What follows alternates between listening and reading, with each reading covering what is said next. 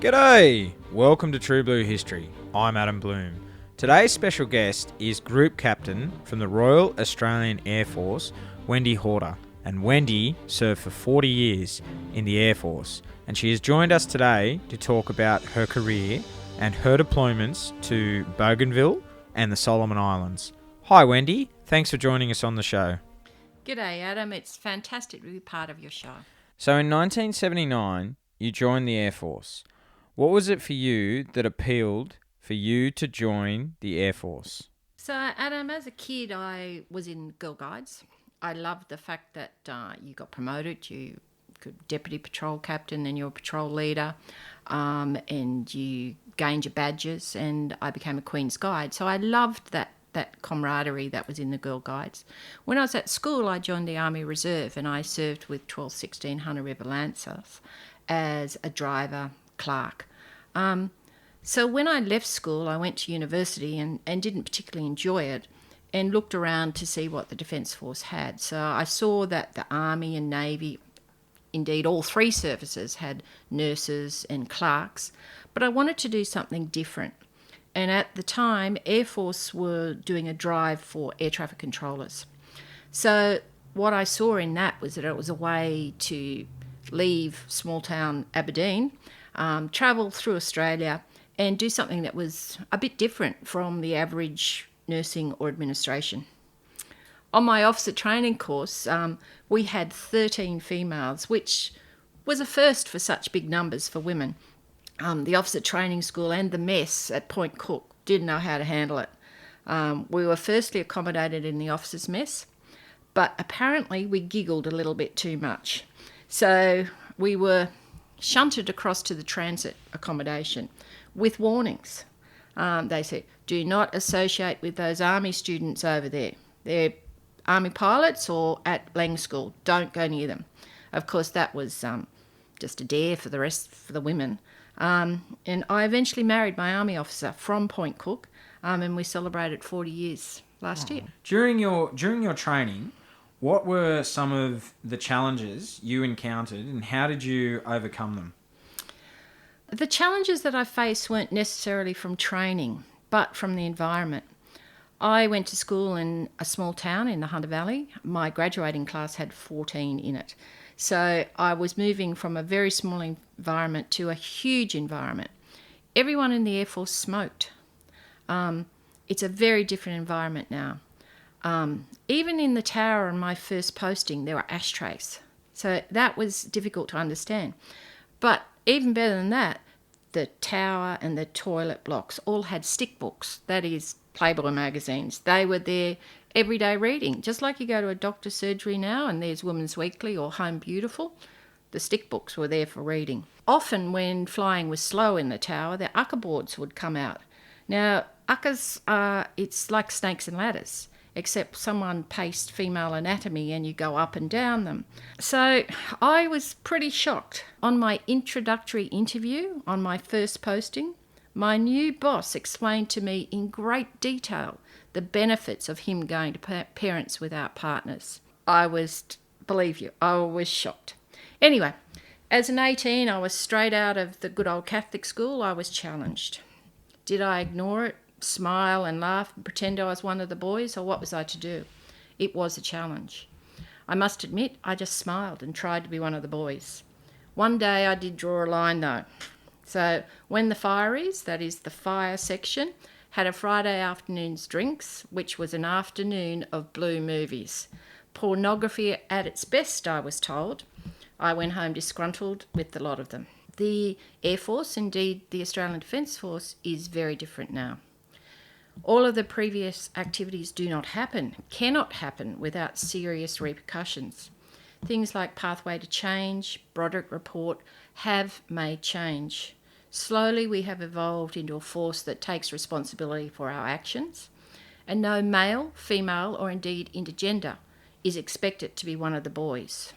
I recently was at a meeting in Williamtown and I said to the WINGS, the Women's Integrated Network Group, I have tried to be one of the boys for half of my career. You no longer have to do it. So we've changed. I met those challenges, I had to deal with them, but now hopefully that's not going to happen. Absolutely, and I think from what you've just said, there's been a big change in that 40 years of, you've seen a massive change when you joined to now being out as a reservist. It's now, for women, would you say it's better now than, and obviously you had to go through so much to get to where it is now. Would you agree with that? I agree with that. It certainly is better. We still have a long way to come, and there's certainly glass ceilings still around. Absolutely. So many of our Australian listeners may not be aware that RAAF ATCs are responsible for all air traffic in Darwin, Townsville and Newcastle, also known as RAAF Base Williamstown. What are some of the challenges controllers experiencing in balancing the needs of military and civilian aircraft and their passengers? Thanks, Adam. Well, each of the bases you've mentioned have different operating agreements. RAAF bases Darwin and Townsville are promulgated as joint user aerodromes, whereas RAAF base Williamstown is an example of a military priority aerodrome. This is a defence administered, so Defence actually administer the airfield, where military operations have priority over non-defence operations. In 2004, when I was the base operations officer at RAAF base Williamstown, I was responsible for the development of the operating agreement between the RAAF base and the civilian side of the airport. The things to be agreed upon included hours of operations, number of landings per hour, what happens when the runway needs repair, and there were many other different points. Indeed, I didn't see the end of that agreement before I was posted. But we tried to balance the needs of the RAAF and the Air Force's training liabilities versus the needs of the civilian operators and their economic needs. It was never easy, but we've always worked together.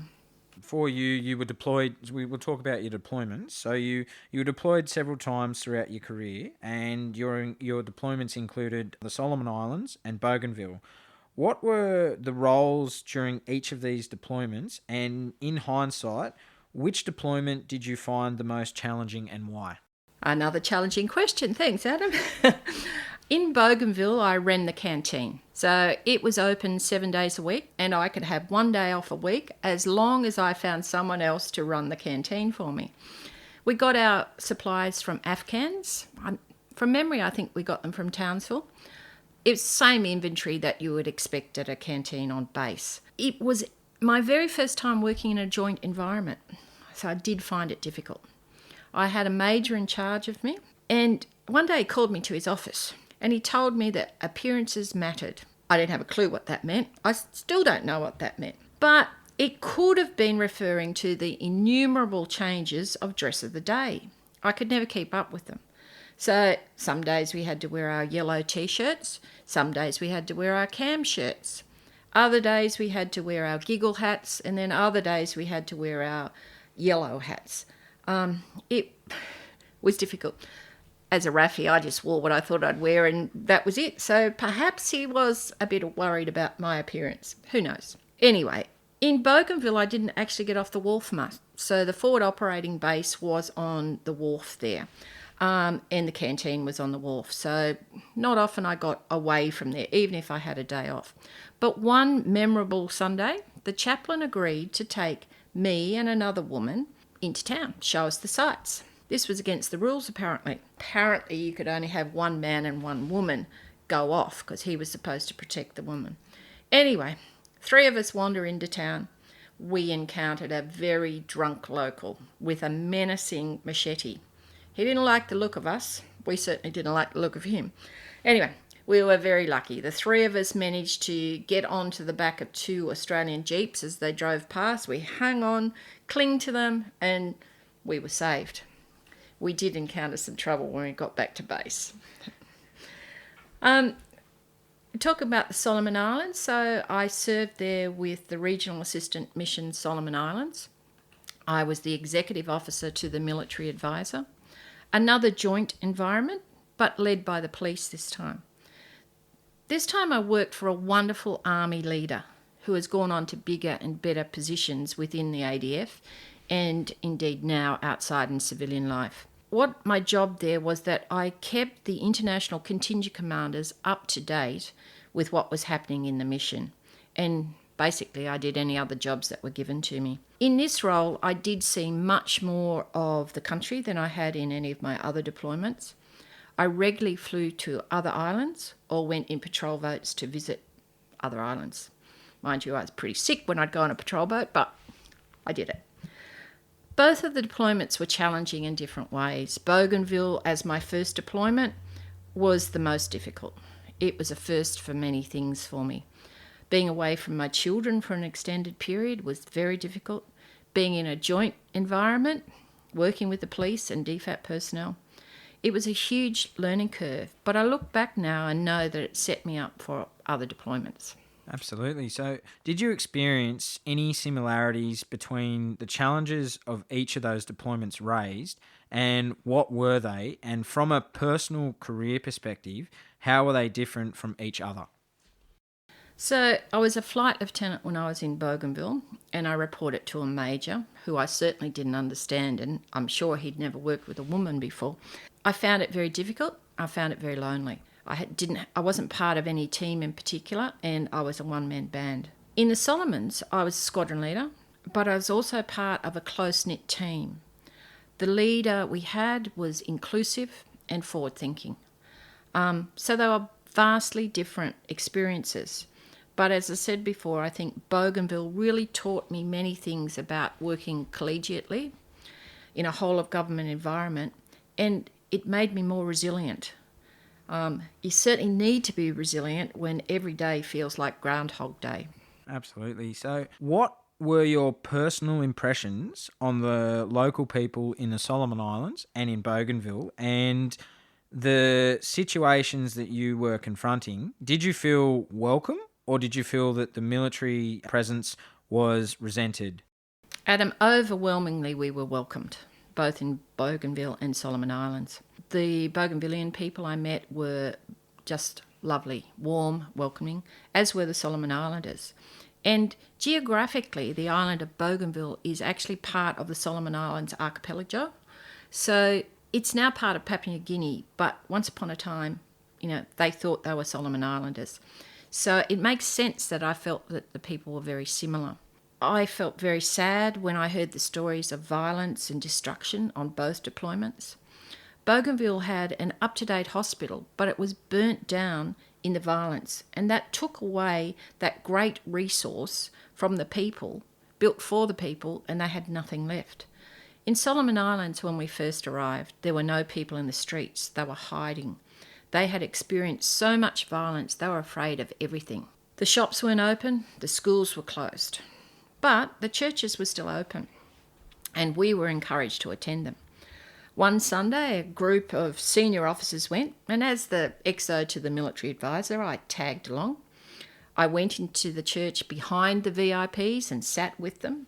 It wasn't until the offertory was coming down the aisle and you turn around to see it coming that I realised I should have been sitting with the females on the other side of the aisle. Anyway, I apologised to the minister as we left, and he laughed it off and with a no worries attitude. But it's things like that that can really undo the good things. So we really have to be spot on with our cultural training.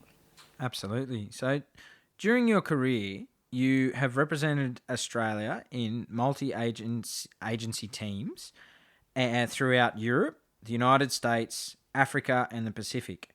What was your role in these teams, and what were some of the outcomes that you achieved? Adam, I've been very lucky in my career. I've travelled the world, and it's mostly been with my jobs in defence. When I was director of the Australian Defence Force Peacekeeping Centre, the United Nations was developing some standardised training modules for their peacekeepers. There are about 15 or so of the modules being developed, and a country could offer to host a workshop to develop the modules, and we would all meet there. So I travelled to Germany and Hungary for those workshops, and very exciting times. We hosted one in Sydney, and we developed a training module for mediation for peacekeepers. So that was some of the work I've done. I also went to Kenya to train some African Union soldiers who were going to be staff officers in Sudan. So it was a 3-week course, and we were all living in a bank training establishment on the outskirts of Nairobi. One night, a group of 4 of us decided to go into town, and there was a well-known restaurant called Carnivore, which basically you could eat any of the 5 big animals in Africa. We caught a taxi. Halfway there, we encountered some issues. So the police, or people in police uniforms, had put some calthorpes across the road. Know what calthorpes are? No, I don't. Okay, so calthorpes are barriers, but they lay on the road, and there's sticks that come out of them, and if you run across it, you're going to damage your tyres. So the taxi driver didn't want to stop, so he avoided the first lot of calthorpes. Then, of course, there was another set that there was no way he could dodge them. So, stopped, passenger door opened, and someone in a police uniform sat on the very proper Indian colonel who was in the front seat. I can still remember his red cravat. He was very proper. Anyway, he was humming and hurrying, can't sit on me, and in the back we're all saying, you can't do this, we're UN officials, stop the car, stop the car. Anyway, didn't stop. 10 minutes later, the policeman said, you can stop now. So we stopped. The driver was taken out of the car. Boot was lifted. He was bashed like you wouldn't believe, and we're still forced to remain in the car. All his money was taken. Then they let him go, put him in the front seat and said, off you go. So we were safe. Poor driver looked like he'd been through a few rounds, but he drove us to our restaurant. We did try and help him financially. It was a strange and scary event, but the driver told us it was pretty common at the time. I've also been to Asia many times. So I've been there for exercises and also to give training. So Australia assisted the training of Cambodian military observers when they were preparing to go on their first UN mission. My team from the ADF Peacekeeping Centre and I taught a UN accredited course, and most of them went off to Sudan. But in Cambodia, if you're rich, you have a driver, you don't necessarily learn to drive. But one of the requirements for a military observer going on a posting is that they can drive. So we had some very senior officers trying to convince us they could drive without much luck. Anyway, but the most memorable course that I instructed on was a United Nations course in Cambodia. It was a course that was entitled The Special Needs of Women and Children in Conflict. Some of the students were survivors of the Pol Pot regime and probably fought each other, but there they were, telling stories of their terror and their childhood. It was great. We have to remember that Australia is a very lucky country. Absolutely, and I think, Wendy, it's something that is forgotten now, especially with the pandemic the global pandemic that we're going through, that people are fighting over toilet paper, and we forget how lucky we truly are. And you've seen firsthand how other countries live, and yeah, all we can say is we live in a very beautiful country, that's for sure. We can. I think I've seen poverty in Asia, I've seen poverty in Australia, but the poverty that is in Africa, where there's no water, is unbelievable. And it's a very key point that you touch on, that sometimes we need to take a step back and just think how lucky we truly are. Absolutely. So your career, you've also worked in a diplomatic capacity. I'd like to talk to you about your role as the Defence Advisor for the Southwest Pacific and what that involved. So basically, my main role as a Defence Advisor in Southwest Pacific was to look after the Pacific Patrol Boat Program in the countries that I was accredited to. Those countries were Solomon Islands, Palau, Federated States of Micronesia, and the Republic of Marshall Islands. So the Pacific Patrol Boat Program, for those of your listeners who don't know, was set up in the late 80s, where Australia gifted 22 patrol boats to 12 different countries. We included training of the maritime police, and we included maintenance of the boats. what they were gifted for was it was a way of those countries maintaining their sovereignty over their exclusive economic zone.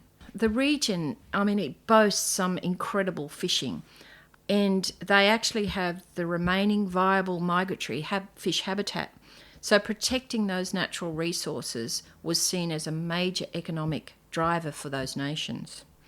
The program's since been renamed as the Pacific Maritime Security Program, and we're replacing the patrol boats with the new Guion class patrol boats.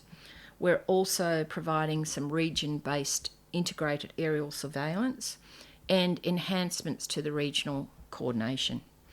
So my posting there was to Honiara was in 2008 to 2011.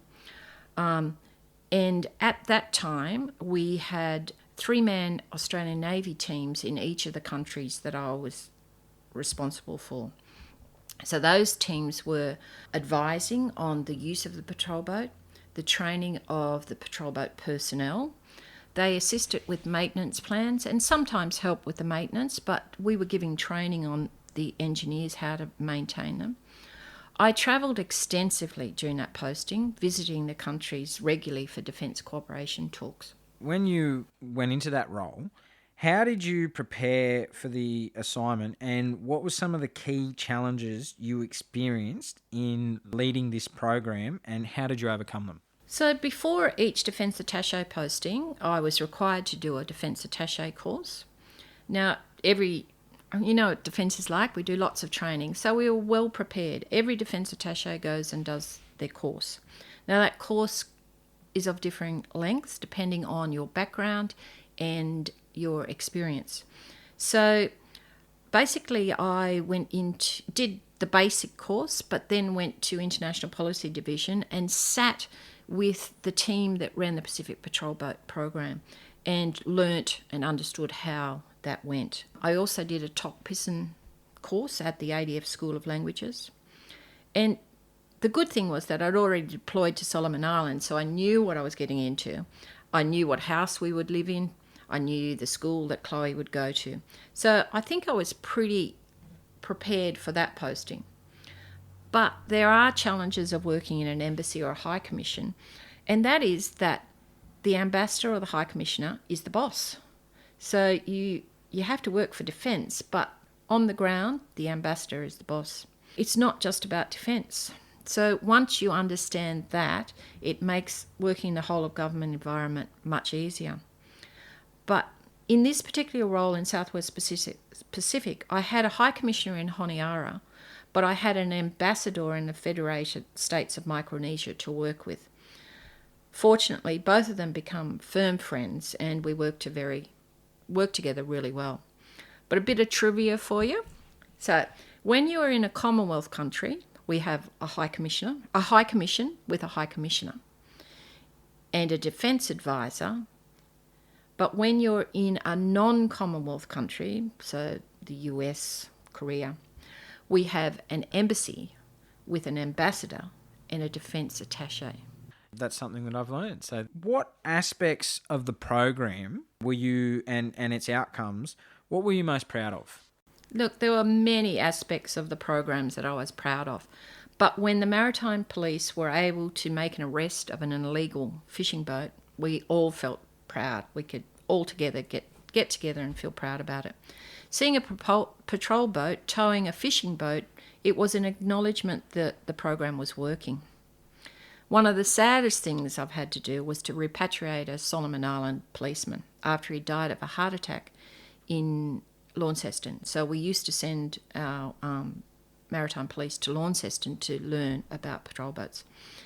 So it was just before Easter. We got the news that he died.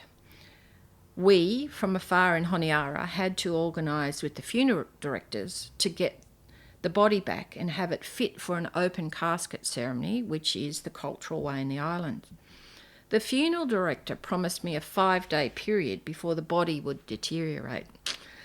We received the body on day 4, so I was a bit worried. My team and I had to unpack the coffin and give the remains back to the family.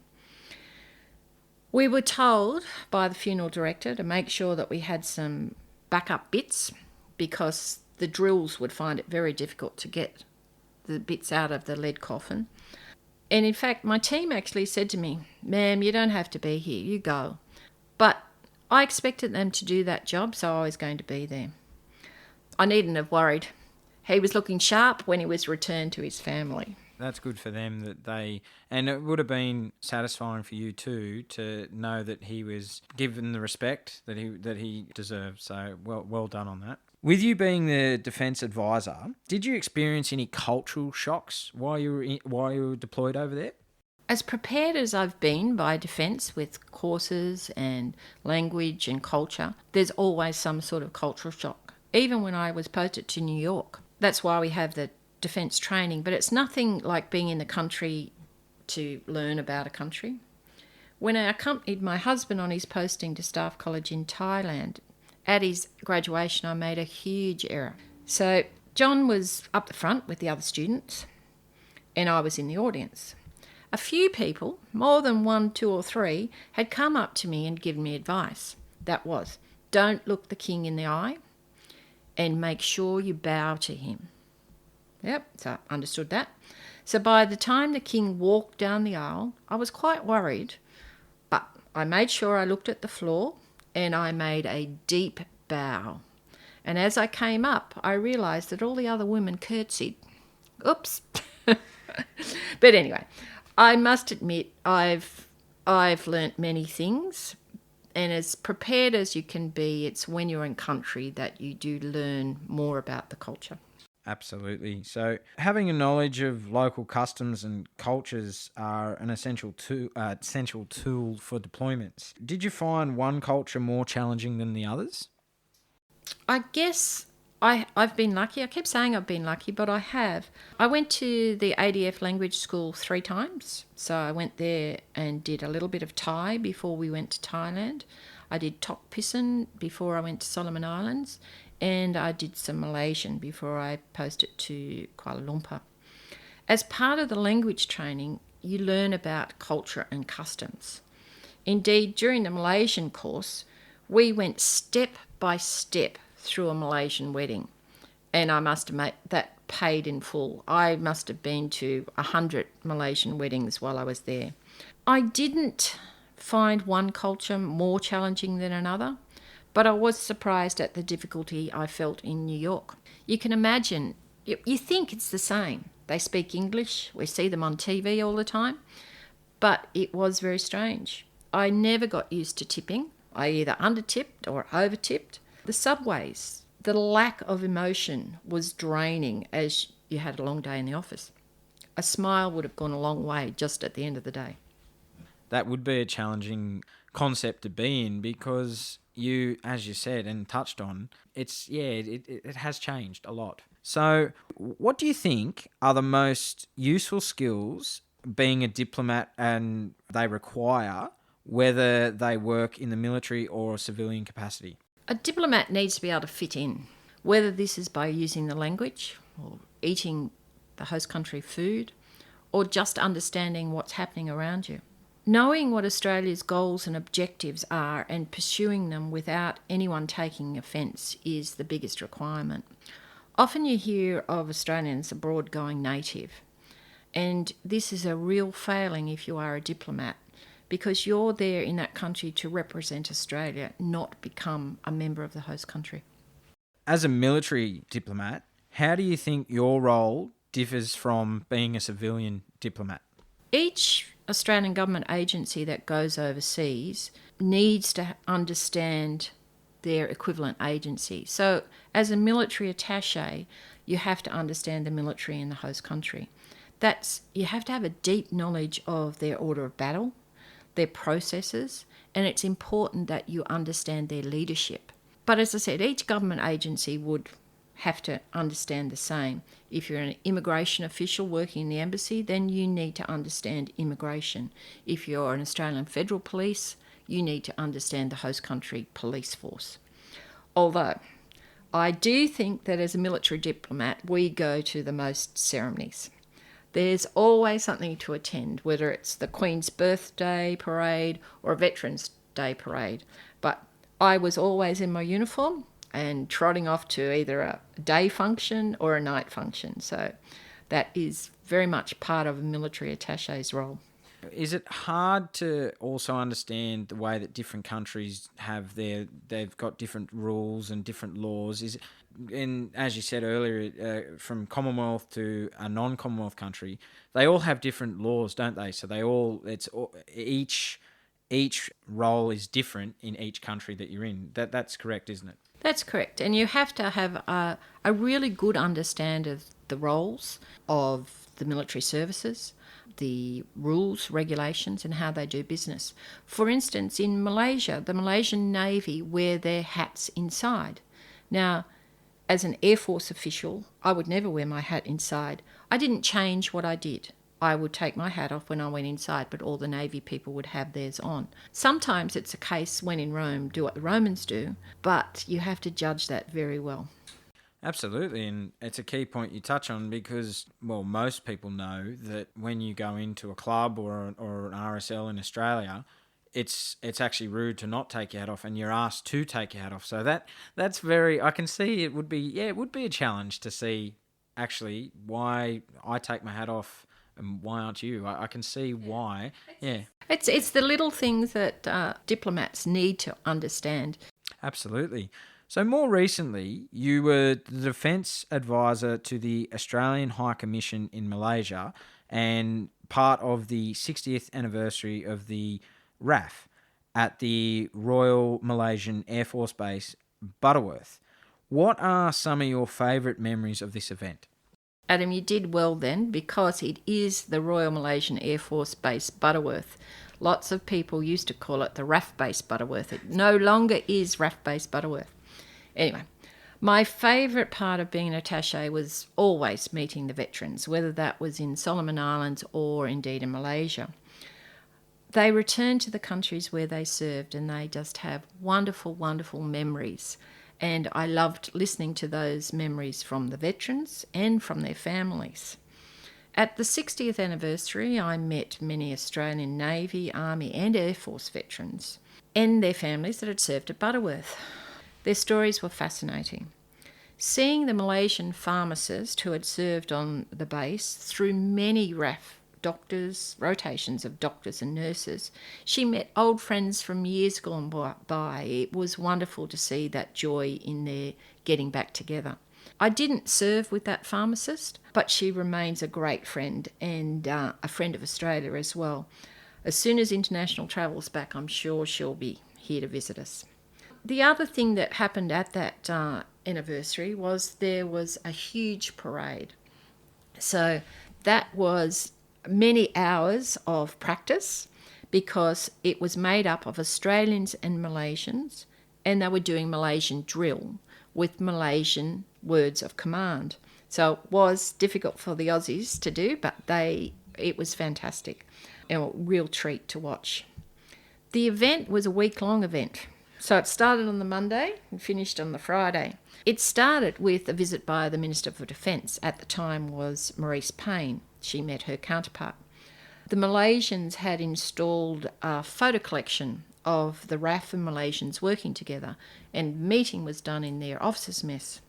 They surprised the Minister with a photo of her partner's parents, and indeed her partner as a child when the parents were serving at Butterworth. So it was great. It culminated on the Friday night with a reception, and as you can imagine, there were lots of sore heads on the Saturday morning. Absolutely. Yeah, absolutely. So, as you look back on your long and distinguished career, if you had to choose one particular event that stood out as being your most memorable, what would it be and why? Adam, I've travelled the world. I've represented Australia at many high-level events with various ministers. I've organised, I don't know how many veteran events, but my most memorable event is when I took the salute on Anzac Day in my hometown of Aberdeen, which is up the valley. Anzac Day as a child meant marching to the RSL, first with my school and then as a guide. And to be there taking the salute was exhilarating. I really cried and stood there with pride. It was fantastic. Absolutely. And And I think, as I said, it's been a long and distinguished career, and you've represented Australia with honour and with absolute distinguished in the highest order and regard. And all I can say is thank you for your service. So what advice would you give to any people now that would like to join the Air Force or the Defence Forces? I see it as a wonderful way of developing your skills, whether that's as an apprentice to get some electrical skills or whatever apprenticeship you might want to take up. There's opportunities to do your degrees. For a woman and a man these days, parental leave really allows you to look after both your children or your elderly parents. So I think that we have really become an employer of choice, and that the ADF is the way to go. Absolutely. And on that note, Wendy, I think we'll end the show, and thank you so much for coming on and telling your story of your distinguished career. My pleasure, Adam. Thank you. Thanks for listening. Don't forget to subscribe and leave a review for the podcast on whatever platform you get your podcasts.